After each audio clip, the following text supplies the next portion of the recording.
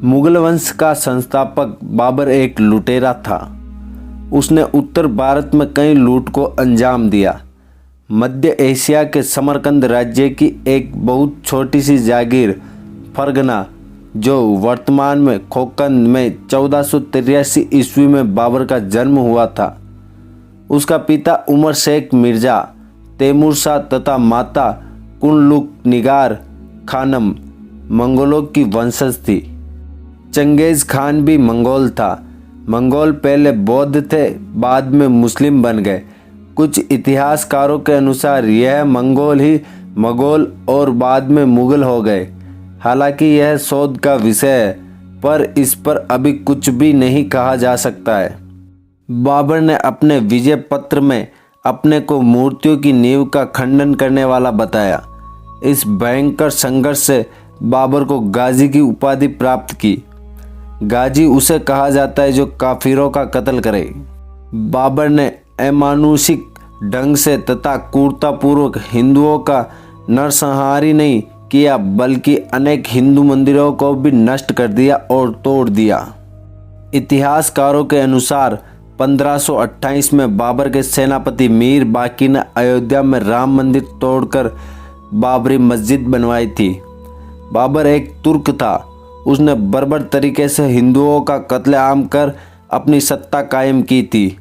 मंदिर तोड़ते वक्त 10,000 से ज़्यादा हिंदू उसकी रक्षा में शहीद हो गए थे।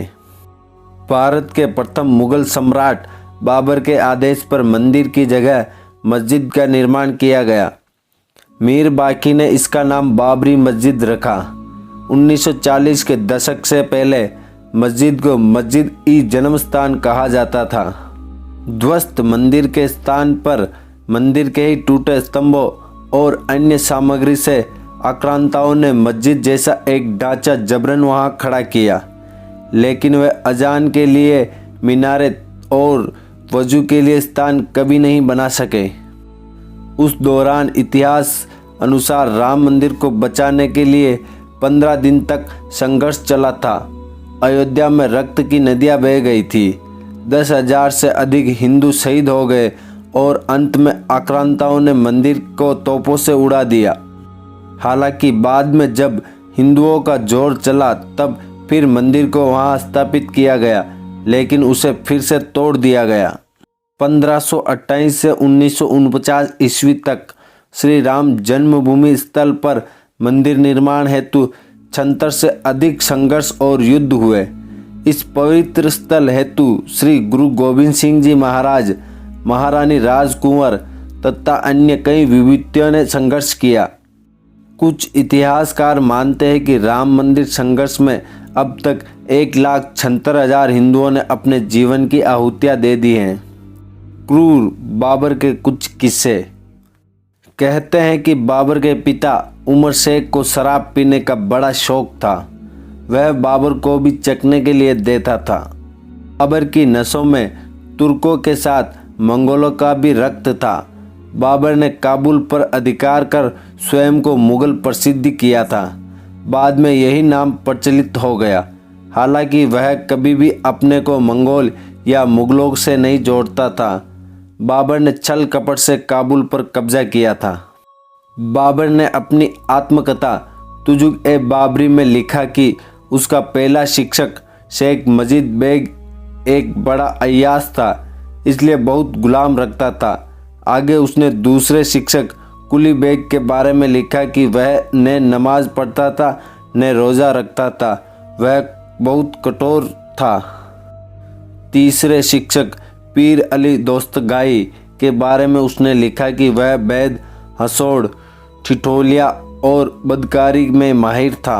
हालांकि इसको लेकर बाबर ने आशिकी पर शेर लिखे थे, परंतु जब बाबर ने बाद में उसे एक बार आगरा की गली में देखा तो उसने स्वयं बाबरनामा में लिखा, वह लड़का मिल गया जो हमारी सुहबत में रह चुका था। हमें उससे आंखें नहीं मिला पाए क्योंकि अब हम बादशाह हो चुके हैं।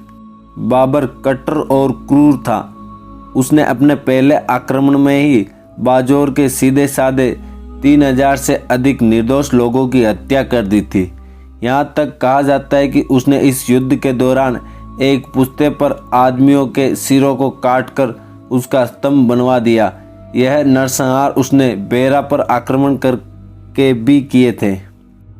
बाबर द्वारा किया गया तीसरा, चौथा व पांचवा आक्रमण सैयदपुर, लाहौर तथा पानीपत पर किया था, जिसमें उसने किसी के बारे में नहीं सोचा।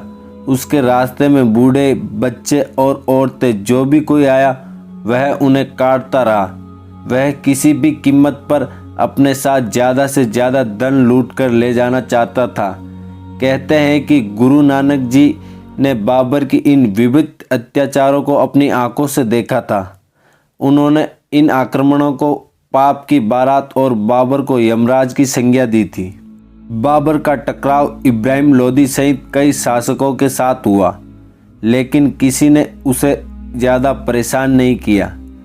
कहा जाता है कि जब वह मेवाड़ के राणा सांगा के साथ दो दो हाथ करने पहुंचा तो उन्होंने उसको उसका छठी का दूध याद दिला दिया था।